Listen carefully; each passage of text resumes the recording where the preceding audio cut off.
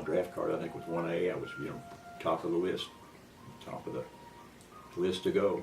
And a lot of my friends went over there from where I lived around in here in Marshall, but I didn't get to be with those people over there. But we corresponded a little bit when we could. Anyhow, I made it through without a scratch, so to speak. But most of my friends did not. Got to Vietnam and it was hot, just horribly hot, smelled bad. Things were not just the same there as they were over here by any means. But you kind of had to learn that as you go. Even at Fort Polk, it wasn't a really good representation of what you were about to see and get into. They tried pretty hard, to give us training in ways that would help us out, and I think they probably did a good job. But nevertheless, you just had to kind of learn as you go when you got there. I always thought I was kind of a lucky guy, and maybe I am in the whole scheme of things. But I was at let me think. I was at a Tonsanute Air Base for a little while, and I thought that was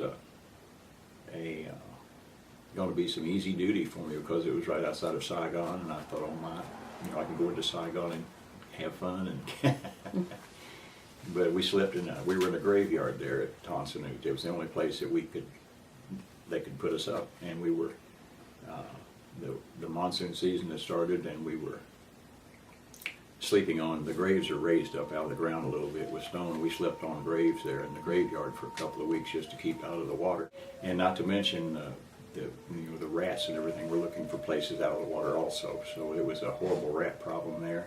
Rats were all, were problems everywhere, but there at that Tonsanute and that graveyard, they were extremely bad. We had rat bites every day, and a couple of weeks later we were out on some kind of a little walk that we did. I'm not sure what it was, whether they were just trying to get us prepared for the heat or what, but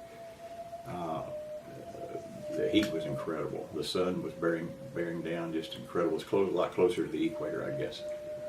And you couldn't work with a shirt on. Everybody took their shirts off for that. And about 3 days, I was so blistered. I couldn't, it was an incredible, you just got to get acclimated fast. On the edge of the Iron Triangle, which was I think has the reputation of the most bombed spot on the face of the earth right now. Unless, I don't know what they're talking about over in Afghanistan and Iraq, but at the time it had that dubious honor. On February the 11th of 1969, we had a lot of really bad firefights, and I was the only one left in my squad that night that wasn't wounded. Everybody else was wounded. Half of my company was wounded. We had 50 men in the company. Half of them were wounded. Everyone in my squad but me. And we just kept having to shoot all night long, and just keep doing what you had to do. To be honest with you, I think I'm still trying to acclimate back. It's just not. It's never the same. Mm-hmm. Once you've been over there and done that stuff, we had to do things that no human being should ever have to do. And once you've done that, you're just never the same. You have to deal with that, and you just have to figure out how to deal with it. There's some people that can and some people that can't. This business here probably helped more than anything.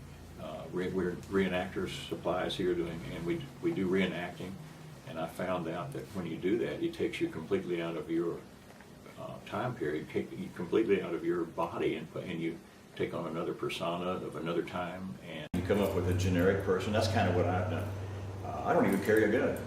I'm a saloon keeper, and I'm the only one that takes care of, makes sure that the gambling games are making profit for us, and make sure that there's liquor sales, and make sure that the saloon girls aren't hassled, and do your duty. It doesn't make any difference. The service changes you. It makes a better person out of you.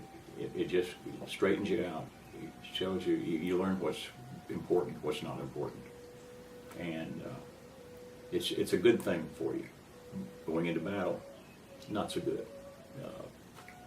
But the service itself, and to go in there and do your time and do your duty, because this is the greatest country in the whole world.